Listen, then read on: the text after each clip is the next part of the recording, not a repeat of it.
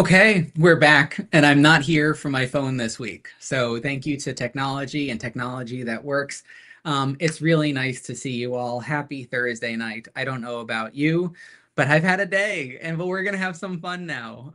My name is Kevin McAvey. For those I haven't met, I'm a husband, a father of three, Bedford resident, born and raised New Yorker, Democrat, a good government advocate, and a healthcare policy expert. And I always like to take this opportunity every week to talk a little bit about life and where we are. And two pictures kind of sum it up for me for the past week. One at the top, my little baby girl, who's just the cutest thing in the entire world. And it's just a reminder for all of us to unplug, get off our phones, and touch some grass every now and then. And the second, on my way to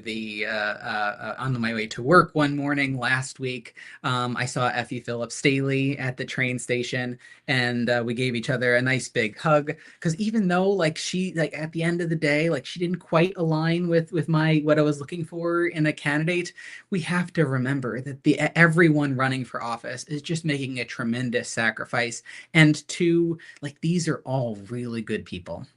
We are very fortunate in this race in New York 17 to have a number of highly qualified candidates running for Congress and running to represent us.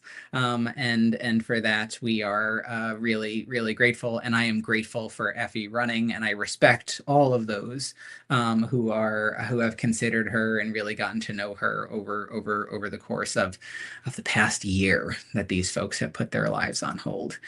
Again, for everyone who are just, especially for those who are just tuning in, the purpose of these live streams, why we take time out of our week every Thursday night to connect, is to really equip New Yorkers, particularly those of us living in the lower Hudson Valley, New York 17, northern Westchester, Putnam County, very southern Dutchess County, and Rockland County, with information about the issues impacting our communities, helping us to identify how we can get involved and who we want to represent our concerns and our values in government. We discuss the issues, we foster community, and we introduce you to the candidates. On YouTube, over the course of the past year, I've done great number of interviews, a number of others. There have been more forums than we can count because the party system really hasn't sought to rationalize how we engage with candidates, unfortunately. And yes, that is commentary on our current party right now. But at least on YouTube at Kevin for New York, you can find interviews with Beth Davidson, Kate Conley, Mike Sachs, and Effie Phillips Staley, all as you're starting to get to know them as people, as well as their policy issues. The New York Democratic primary, it's less than 4 weeks away. I think we're almost closing in on 3 weeks. June 23rd, 2026 is the date, but early voting starts as soon as June 13th. So get prepared. It's time. This phase of the campaign is almost behind us. And then, you know what? We're all going to sit down at the kitchen table and everything is going to be fine. Generally. So we're gonna work that out. We're marching through our local leaders and rising stars series. If you haven't caught them live, and it has been amazing to see how many people have been watching live across YouTube, Instagram, and Facebook. They are all available on Facebook for a month's time and YouTube permanently. So check them out. Really interesting interviews with tremendous leaders and in our just local communities, our neighbors trying to serve us. Emily Simones, Courtney Fields, Jan Merchandani, Brett Yaris last week, Eric Marmon this week. Tom and Samantha will be closing us out for this series.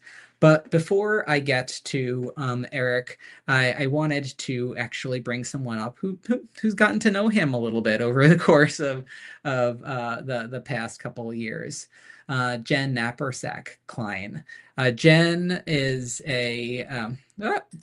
Jen currently serves the town of Newcastle on the town board, and she's also the clinical director at the Counseling Center, a nonprofit psychotherapy center in Broxville, New York. She's lived in Chappaqua for 24 years, raised two children who are now grown and flown adults. So God bless, and I want to know how you actually accomplish that, because I'm we're at six years old for oldest right now, and My God. Jen began her term on the town board in January 2024, and before that was on the Newcastle Democratic Committee district as a district leader for 7 years. Prior to that, Jen took on various leadership roles in the Newcastle community, mostly through the Chappaqua School District, PTA, local performing arts fundraising boards, and in the world of tennis. She's the town board liaison to the Arts and Culture Committee, which she reseated and reactivated upon joining the board, the Committee on Inclusion and Belonging. She formed and liaises to the Committee on Mental Resilience and liaises to Friends of the Chappaqua Performing Arts Center. A terrific venue. If you haven't been there, I would certainly check it out, and Jen hopefully will share a little bit more about it. Jen has also assisted the LGBTQ committee and will become co-liaison to that committee this year. And with that, Jen, it's so nice to see you. It's so nice to be here, Kevin. Thank you so much for having me. What a wonderful introduction. Of course, of course. So you've been in Chappaqua now for over 20 years, 24 years. That's a long time. What originally brought you to the community? Well, in a word, my job. I was living in Brooklyn Heights and found a dream job in Bronxville, New York, which is at that nonprofit psychotherapy center that you mentioned. Mm-hmm.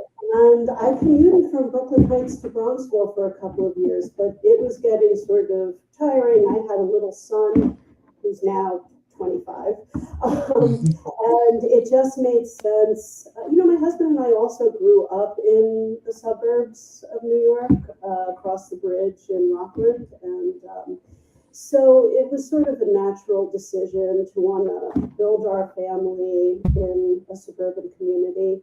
And Chappaqua is so beautiful. So it is. It's such a beautiful community. And tell me a little bit about your job at the therapy center. Well, I've been there since 2001. I actually started 1 week before 9/11, which was a wild time to be a therapist in a town that was impacted. And so I've been a therapist there, a psychologist, for all these years, and just since 2021 became the clinical director there. Congratulations.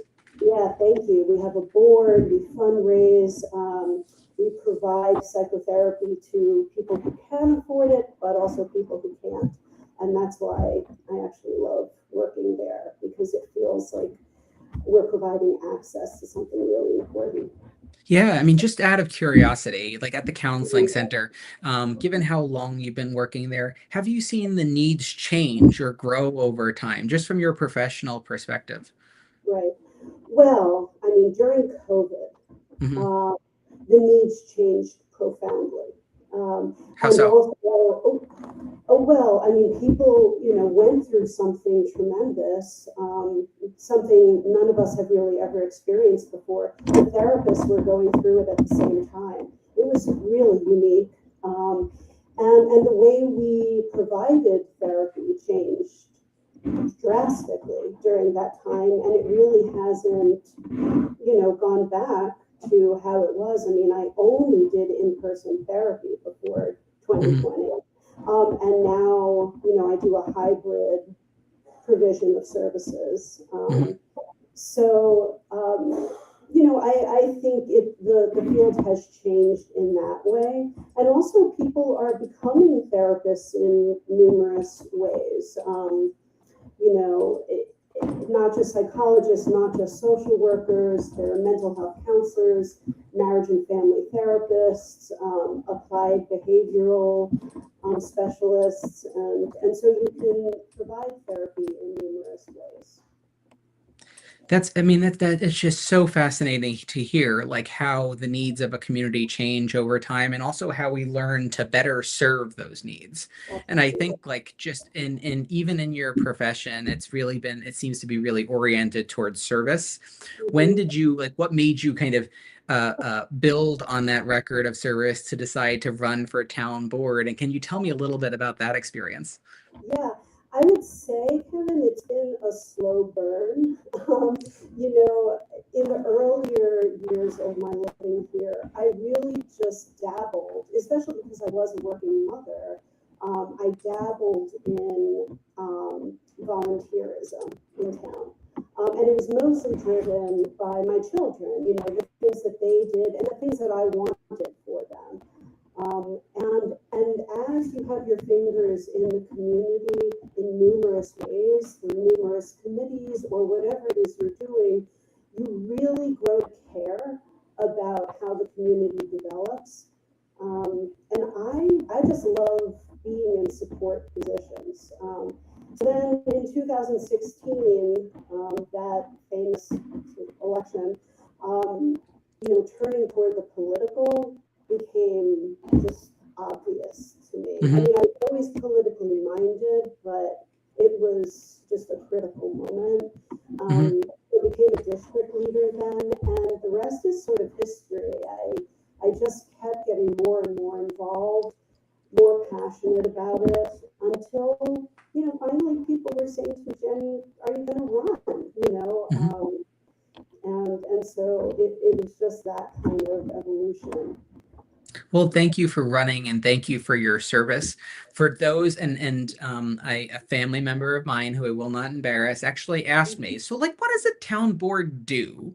Like how do you describe what a town board does and why it's so important for those who just might not fully understand? Right. Well, you know, the people who work in the town or the municipality are the people who mostly do the work to bring the town forward. But the town board is sort of this overseeing entity. Um, you know, we consult with the town staff and we talk through problems and also what we want for the town. And ultimately, we're the representatives of the taxpayers. So Mhm. our responsibility is to the constituency, the taxpayers, the people who vote for us and the people who don't vote for us. And ultimately, we're there to represent their wishes, their needs, and also just to make the town as efficient, um, you know, and grow as well as possible. And what issues right now are before the Newcastle Town Board? Mhm. Well, you know, when you sit on the town board, there are the things that sort of come down the pike that you have to deal with, such as like we recently passed some new BESS legislation. So battery energy storage systems, we approved tier one and restricted tier two and tier three just based on what the demands of our particular community are. So that's something that we worked on for a while, you know, allowed for public comment, and then ultimately made the decision. We're also working on some revitalization projects. So there's a multi-use building that already has a special permit, but we on the town board are approving the building plan that they have so that the project can finally get underway. You know, we have this little dead space that's been sitting vacant for a while that, you know, upsets people when they drive by. So we really Mhm. want to push that forward. We're looking at zoning for our downtown to allow for, you know, incremental growth in terms of housing. Um, so those are some examples of the things that we're dealing with as a town board. But also, and you'll talk more to Eric about this, we each liaise with Mhm. committees. Um, so something that I'm really excited about is the Arts and Culture Committee Mhm. has this 2-year going mural project. We already have 4 murals in this bridge gallery that we created. And they are all the artists are residents of Mhm. Newcastle. Fantastic artists that no one even knew were living here. That's And terrific. yeah, so now they're represented in this bridge gallery, and on June 13th, 4 more spots are going to be filled. So very Yeah. exciting stuff. Yeah, I love that. That's amazing. And just on the arts front, as more people will find out in the coming weeks, I'm gonna throw a party, and I don't throw parties. But Okay. a friend of mine introduced me to a local band, and I didn't even know we had local bands. So they will be joining this party, and like the amount of arts and culture we have in our community is actually pretty astounding if you know where to look for it. And that's why like Yeah. having these kind of central kind of resources are so useful. But Yeah. like talking about like and thinking about Eric, when what fresh perspective has he you feel like he's brought to the board as Yeah. we think about so many of these local issues? Yeah, well, I've known Eric for some years because he was a district leader when I was Hmm. as well. And he has always just been very warm, very conscientious. He's very intentional in the way he interacts with people. And when he said to me, Jen, do you think I should run to be on the town board? I was like, oh, that's a no-brainer. Absolutely, of course you should, because he is just so motivated. He's a great listener, and he Hmm. likes to put things into action, and he likes to put things into action quickly. Hmm. He really likes to move things along and to create deadlines. So since he's been on the town board, which has just been a few months, I see him really absorbing everything. There's a steep onboarding that happens. Hmm. You have to learn a lot about a lot of things that you don't Hmm. necessarily know about. And maybe you're not, I mean, for me, I wasn't educated in all of these things. So I see Eric, onboarding himself in a really, aggressive way. And I say aggressive, you know, I meaning could ask him good, about good, that. good. And he really wants to ask a lot of questions and ask us like, when will we do this, or when will we hear more about that? And that's a little different. He's aware of like time passing, and I like that. He wants to Yeah. push them forward. Yeah. So if you what question would you want me to ask him to put him on the hot seat this time? Yeah. Well, I've been excited by some of the liaison projects that I've done with the town committees. So I guess I'm curious, what does Eric, want to do in the 4 years that he'll be serving? Like by the end, what would be a project that he, a dream project that he would Hmm. want to accomplish by then? Those are great questions. So Yeah. I'm gonna relay them along. But Jen, I so appreciate you just coming on and sharing a little bit about your service, the importance of town boards, and what you think of Eric. We'll field those questions with him. Thanks, Kevin. Take care. Thank you so much. Talk Okay. soon. Bye. So, Jen, thank you so much for coming on. And now I'd like to bring on Eric to hit some hard questions throughout. A council member, Eric Marmon, is a member of the Newcastle Town Board, elected in November 2025. He currently serves as the official liaison to the Ethics Board, the Airport Advisory Board, the Holocaust and Human Rights Committee, and the Farmers Market. Since moving to Newcastle in 2020, Eric has been deeply involved in local civic life, previously serving as the Democratic District Leader and Chair of the Subcommittee on Voter Participation. He brings a people over politics approach to local government, focusing on transparency, inclusivity, and pragmatic leadership for the growth of our entire community, which just makes my heart swell like four sizes too big. He is a parent of two young kids, both of whom are very cute. I got to see them from afar at his swearing in ceremony, which was memorable.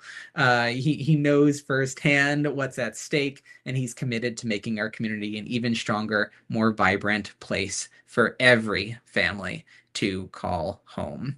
So, with that, Eric, how are Kevin, you?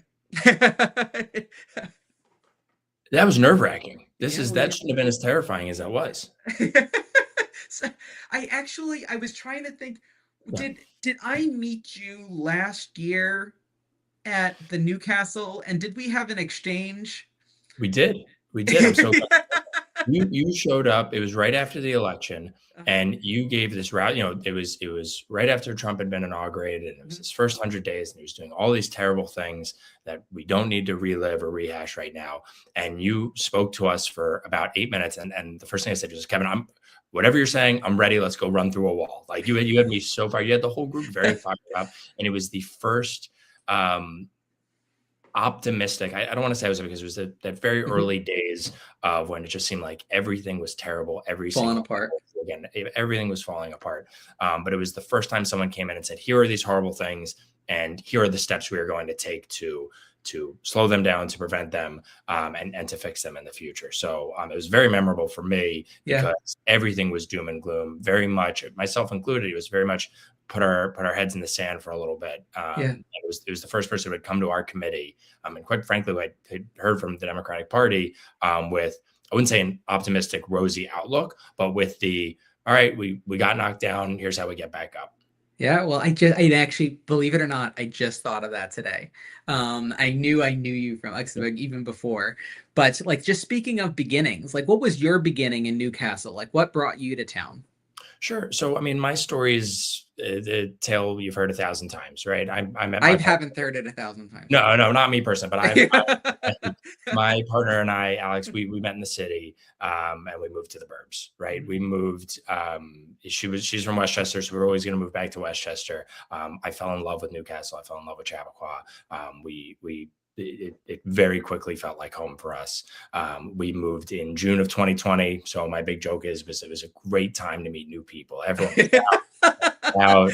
You'd see their faces. We're breathing on each other. It was absolutely fantastic. But even in the pandemic, it immediately felt like home for us. So we've loved living here. We love this town, and we're excited that we've put our roots here. I'm just really excited that we're going to be able to, our kids are going to be able to say they were raised here. Yeah, and what do you do? Like so you're raising two kids, which in and of itself can be a full-time job. I But mean, I here, also yeah, they don't yeah. all wear capes, but yeah. I also know that you have like another full-time job which you're really passionate about. Can you tell us a little bit about that? Because I want to think about like how that affects your perspective on public service. Yeah, absolutely. So I've got nearly 2 decades worth of experience in the tech sector, mostly in e-commerce, and and really on the client facing side, and what that means, and I'll explain it because like my mom couldn't explain it. Like Mhm. no, she doesn't really know what I do, but it essentially means that I work with all of our Same. clients, which are multi-million dollar brands and multi-billion dollar brands, and we hear what they want to achieve with their e-commerce, with their technology, and how we can best support that. And it's about hearing what these brands want, what they're trying to accomplish, what their goals are, and factoring that in with what our roadmap is, what our reality is, and being able to say to them, hey, you want A, B, and C. You actually, we can do B. We got to hold on A. And actually, have you tried D, E, and F? It's about managing those expectations, understanding why they would want to achieve certain goals, and what the reality of that actually looks like. So you have two kids, you have a demanding job, and so the natural thing to think is like, what else can I do? So what made you decide to throw your hat in the ring for town board? What drove you to make that decision? Sure. I mean, I talked a moment ago about how Yeah. much Alex and I we love this town, and we do. But what I always came back to is there's this line that stuck with me when a long time ago when Kennedy was debating Nixon, right? And Nixon represented Eisenhower represented the status quo, something that people were comfortable with. And Kennedy said in this debate, he said, "What the American people need to ask themselves is, are you satisfied?" He said, because quite plainly, I'm not satisfied. And what I've always said to people about the town is I love this town. It is my home. We're going to be here a very, very long time. We're raising our kids here. We're putting our roots down.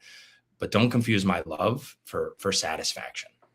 right? There's a lot we still need to accomplish. There's a lot, I had, right before I got on here, I had a gentleman called me, his kids are the same age as mine and lives off of 117. He's been saying, why are these potholes been here? Con Ed made all these potholes. And he loves this town just as much as I do, but he's annoyed about the potholes. Jen was talking about Chatpack, our performing arts theater. There's a lot we want to be able to do there to make it running more efficiently and get more people there. We want to improve our cell service. We want to be adding sidewalks. We want more homes connected to sewers. There's a long list of things. It doesn't change how much I love this town. Yeah. But we always think we can be doing better. And that's what it came down to. Is I wanted to be able, that Teddy Roosevelt man in the arena, that Kamala Harris note about when people come knocking on City Hall, I want to be the one who answers the door. That's what it was for me. Was if I want to see things change, if I want to see things improve, I need to be a part of the solution. Yeah. So let's put those two things together. Sure. You want to be part of a solution. You want people to really derive not only love for a community, but satisfaction in how that community works. And you in your day job, you're doing a lot of that problem solving. How does that day job perspective actually inform how you get to what residents actually want? Sure. I think it's really about when you're talking to a client, or whether you're talking to a resident, a neighbor, it's about understanding the why, right? When we talk about what they want, it's well, why do they want that? And I've got so many examples from the tech space where client says we want X, and I realize that, okay, well, what they really want is Y. What they're trying to get to is Y. So how do we get them Y? That maybe won't involve that. We had some great examples here in town of where a great example is sidewalks, right? Mm-hmm. That everyone in town has talked about, and the town has looked into adding more sidewalks because we want the town to be more walkable. Yeah. It feels like it should be. When I decided I was going to run, I actually contacted our town administrator at the time, who's since retired. And she said to me, she's like, I've been in this job for 20 years. The thing I get asked the most about is sidewalks. So for 20 years, they've been looking at some of these streets, and it is just physically impossible, fiscally irresponsible. You'd have to buy land. You need 15 feet to make a snow shelf. Like, it just doesn't make sense to add sidewalks to a lot of these roads. So the town looked into it, said it doesn't make any sense. We can't do it. We'd have to buy land from people, go into rock, all kinds of different reasons. There's no way you can do sidewalks. But the truth is, the residents weren't actually asking for a sidewalk. There was no one passionate about the actual sidewalk itself. Mm-hmm. What they were asking for was to make the town more connected. What they were asking for was to make it so that people could get closer together, could walk into town, or could get into town without having to get into a car. So I've spoken to our town engineers, and we're looking into, all right, well, if a sidewalk takes this long, how about we just increase the shoulder? Or how about we enter into bike lanes?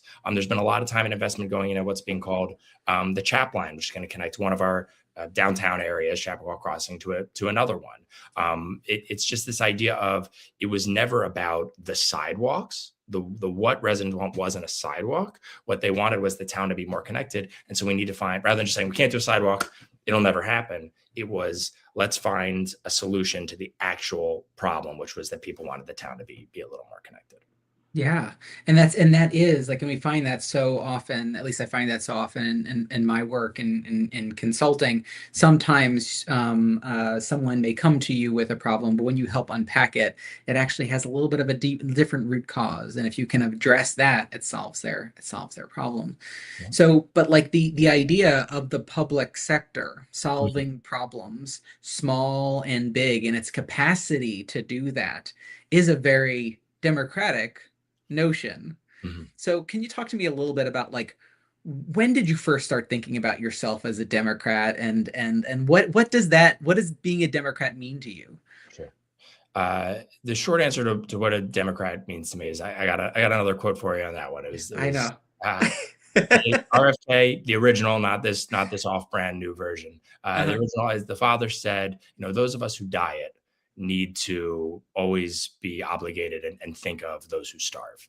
And that's what being a Democrat's always been to me, is that this is the party of looking out for people. This is the party of offering a helping hand. And that's always been true. You talked about all the candidates. It was Mike Sachs. I heard him talk about, when you look at all the major accomplishments of the US government last 100+ years, every single major accomplishment that has impacted and changed what it means to be an American, they've all been done by Democrats. We talk about Social Security, that was Democrats, Medicare, Medicaid, CHIPS, the ACA, all of these things that have fundamentally changed what it means to be an American. Those were done by the Democrats. So that's to me what it's always been about, being part of the D party, being one of the blue guys. Yeah. Do you think others at the national level, like we hear this conversation every day, you turn on the news, do you feel like we're well representing that, or have we lost sight of that a little bit? No, I think we've lost sight of that, Kevin. That's not too much of a leading question. I'm gonna take that one as my chance to sip my water there for that one. I'm gonna loosen. I'm gonna actually kind of set my camera here to kind of move around with me. Can I do this? Yeah, go for it. Yeah. I mean, hold on. I'm asking the technology, Eric. Sorry, Um, it's AI. yeah, there I'm we all go. around. so so Eric, Yeah. what do we do at the national level, at the congressional level? How do we really kind of bring our party back to some of these core values that you've been talking about and espousing? Because I think that's the reason that I'm a Democrat. I believe that the public sector can do good, Yeah. but like when do you feel like we lost our way? How do we find our way back?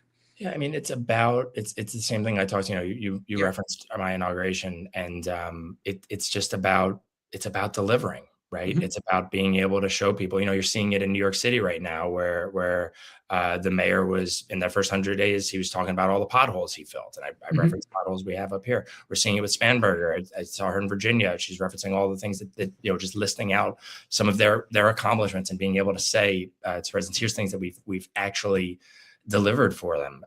And I think the messaging and the philosophy around it needs to be, even when we're talking national issues, it needs to be much more local. It needs to be much more personal. It needs to be about, how does this affect me?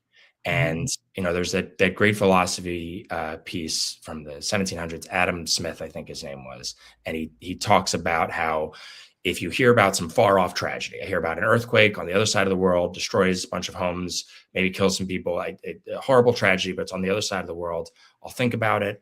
I'll reflect on it. I'll feel sad about it, but I'm going to sleep okay that night, and I'm going to get over it. But if I tell you, hey, tomorrow we're going to have to amputate your pinky, I'm going to freak out. I'm not going to be able Mhm. to sleep, because that's very personal to me. Even though it's my pinky, I don't Yeah. even use it, but that's going to totally mess with my entire day, because that's, even though small, much Mhm. more personal. And that's human nature, right? Mhm. That's just how we're kind of wired, is that when it's much more personal. And we can have that same conversation and that same communication style when we're talking about whether it's national issues or local issues. I had a professor once. He was the former director of communications for George W. Bush, right? So not a progressive, not a liberal guy. Was still handful of years ago, was still arguing that going into Iraq, the weapons of mass destruction, they may be there. They might. Um, but he said, he was talking about, at the time, he had switched all his light bulbs to a more eco-friendly light bulb.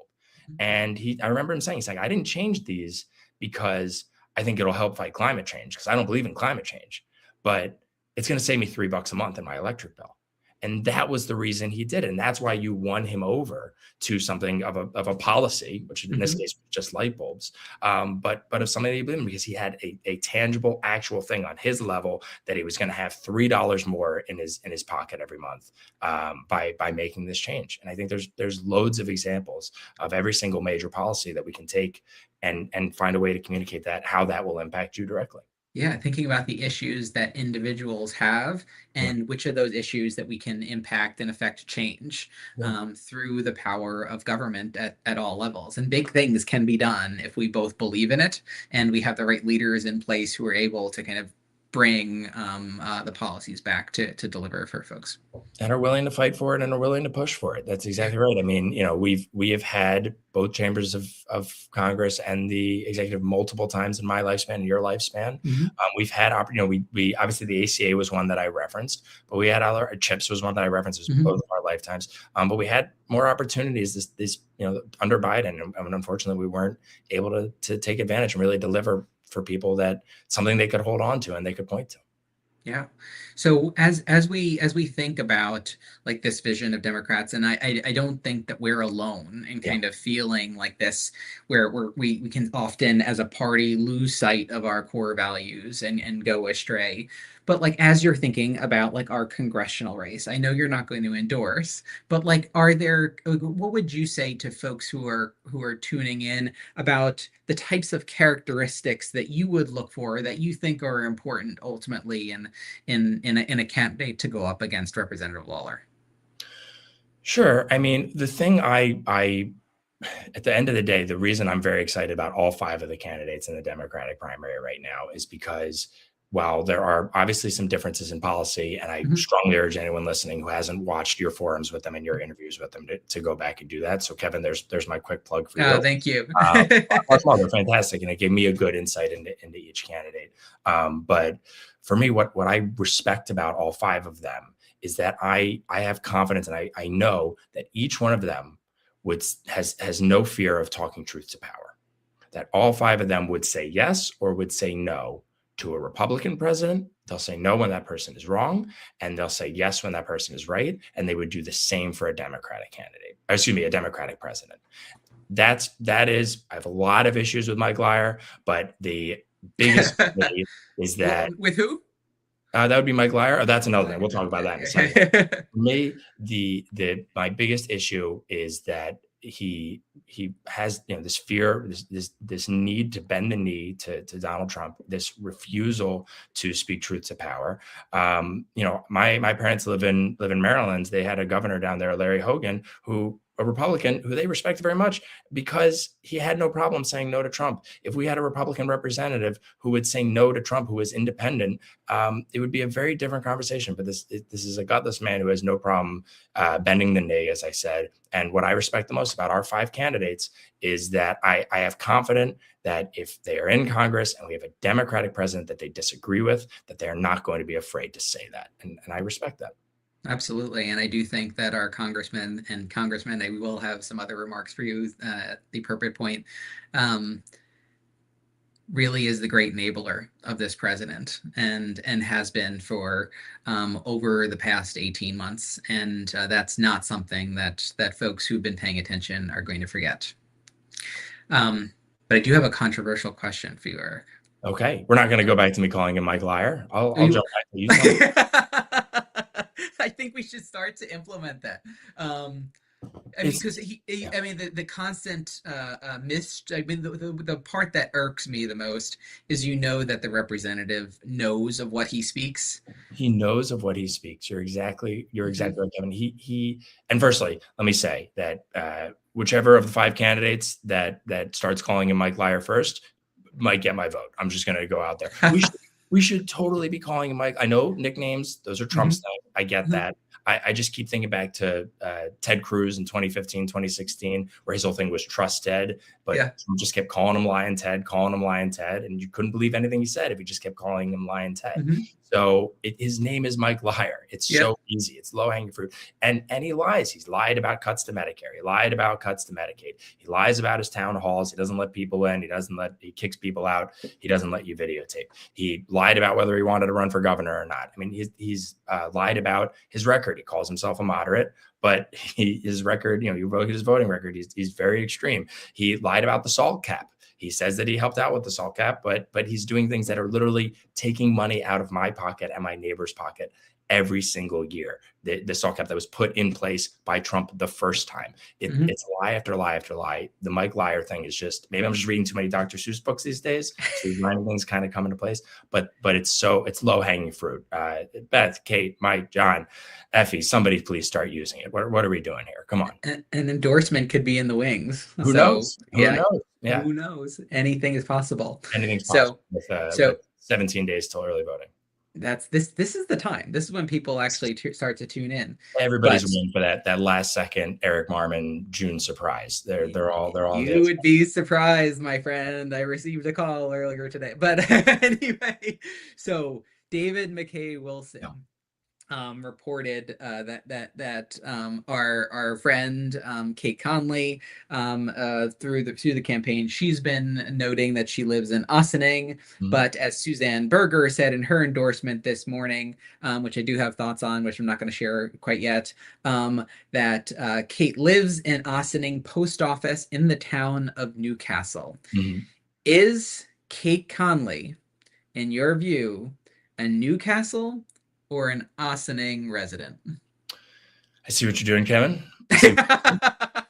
And let me say that Kate Conley is an American patriot, and Newcastle would be lucky to have someone like Kate Conley as one of our residents. And before I get in trouble, let me also add that we would be very lucky to have any of the 5 candidates, whether it's Mike, whether it's Beth, whether it's Effie, whether it's John. And in fact, while I'm on it, I invite all 5 to spend the rest of the campaign living with me. They can move in here. We'll turn Okay. it into a reality TV show, and people can vote that way. So that's my offering. That's how I'll answer that one. This is my a Rasheed Wallace reference. Is both teams played hard. Both teams played hard. That's my answer to this question. Well, it's not an endorsement, but it is an invitation. An invitation. Yeah. You don't like show parties. I don't like having 5 Democratic candidates for Congress living in my house, but I will do that for the party. For this is what the residents want. And then the nation, Big This is Brother, the nation. Marmon edition. I told you, not all heroes wear capes. And so for folks who are tuning in, like you said, early voting is just around the corner. How do they get out and actually vote? Where are the locations for early voting? Yeah. So the good news is in Westchester County, it's my understanding, I believe this is the case so far, but you can go anywhere in Westchester. So even for me personally, I early vote at the Mount Kisco Public Library. And then there's a nice deli across the street. Me too. Yeah. Yeah. But when are you going? You want to go together? I don't know. I mean, that's actually pretty You embarrassing. don't want to go. That's embarrassing. This is a live snafu right here. So this is a lesson for everyone. I don't yet have a voting plan except that I am going to vote. So, but we should work on that.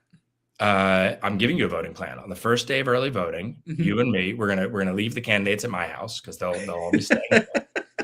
I'll drive. We will go to the Mount Kisco Public Library. We will cast our votes. We will take a picture together with our I voted stickers, and then you're off the hook. People will stop calling you asking you to vote for them because you've already voted. There we go. And so everyone should find a friend and go out and vote. Vote early, bring people, have a bagel, like enjoy the day in our beautiful town that we're in. Is that your plan? Do you get a bagel afterwards? Like no, I mean, but I'm riffing here. You don't have any voting. Have you even voted? Is this your first time voting, Kevin? This is I had a joke for that, but I realized that might get political. But it's Eric. Oh, I see what it was. Oh, nice. Yeah. Thank all right. you. That's good. That's solid. Eric, thank you so much for all that you do, for running for town board, for serving. I hope this is not the last time that we're going to have the opportunity to talk with you as you continue to deliver for what residents actually want. Thank you for coming on. Of course. Do you want me to answer Jen's question before I go? I feel yes. Like see, like the everything is falling apart tonight. You don't have a voting plan. I don't have a voting plan. AI isn't following you around. I don't have a Jen question plan. So as we think about, like, I would love the Jen's question about what your dream project would be. Yeah. Because I think we should leave on as we head to the evening and the night and everyone's heading to bed. What is your dream project that you would like to take on in the town of Newcastle? So we've got a lot. I talked about sidewalks. I've talked about sewers. The big one for us right now, I talked about Route 117 because I got to give my guy Jeff a shout out. We got to get those potholes fixed. It's ridiculous, and I blame Con Ed. The big one's cell service. The big one really is cell service. The cell service in Newcastle. I made a joke. The most common phrase said in Newcastle is, "What is your Wi-Fi password?" Because everybody has to hop on everyone's Wi-Fi. It's not just a like, oh, I want to go and listen to music on Spotify while I'm at the park, and so I need the internet. It's a utility. It's like water. It's a public utility. It's a public safety factor at this point. Is that, I heard a story. I was at a conference, the New York Associations of Town conference in Manhattan in January or February, and one of the speakers was telling a story about a place like Newcastle where it didn't have service. Home caught fire, so the Wi-Fi goes out, and the family can't even call the fire station because they don't have service. And it's middle of the night, so they're trying to wake neighbors up, and fire trucks are delayed for a much longer time than needed to be because they don't have service. There's lots of examples of stories like this. It is a public safety concern at a certain point. So for me, if Jen said, Eric, you got a magic wand and one project in the next 4 years happens, I think we're at 50% coverage with cell phones right now. We have the technology. We know it's there. There's going to have to be, some things are going to have to change to make it happen. But that's one that, like I said, it is not just about, I want to be able to make phone calls on the road and listen to music. Yep. It is a public safety thing. So that's the one that, Kevin, if you had me back on, I'm probably still going to be talking about that one. Good. I mean, and I know from our experience in Bedford, it is a journey. It is fraught. Everyone wants to fix the problem, but sometimes the solutions require compromise. And but that's the commitment we need to make as a community, especially for things around public safety. And I know we were wrapping up, and you got 3 kids, so you need sleep even more than I do. So apologies to keep you on that one, but like I said, I'm very passionate about it, and it's really important. So thank you for giving me the kind of soapbox to talk about it here for a second. Of course, Eric, it's always so wonderful to talk to you, and I look forward to the many conversations to come. And we're voting together. We're going to vote together, I guess now. So this is on the air. I'm on the spot. So we now have a voting plan, and we will get a bagel, apparently. You're either voting with me, or I need to hear another voting plan from you. Like that's the question I ask is, do you have a voting plan? So I'm going to make it happen. I'm worried you don't vote. Eric, not taking the bait. I'm setting you up. I'll talk to you soon. Thanks, Kevin. So everyone, Eric Marmon. If you haven't met him, one of our young dynamic leaders who continues to step up in our district, and he is definitely one to watch. I'll also give him a little bit of a compliment here, and I rarely say this. He's also an excellent writer. If you hear like his inauguration speech and a lot of the prepared statements that he makes, again, he's one to watch. So who else is our folks to watch? Tom next week. Tom's going to be coming on advocating for people with disabilities and talking about his run, which builds on a storied history of service, this time for the town of Mount Pleasant. And then Samantha will be joining us to close out our series on local leaders and rising stars on June 11th about preventing the crisis of stillbirth and talking about everything that she does. Again, next week is Tom, but for tonight, that's it for me. Again, it's been a day, but it's so much better closing it with you all. Have a great night, everybody.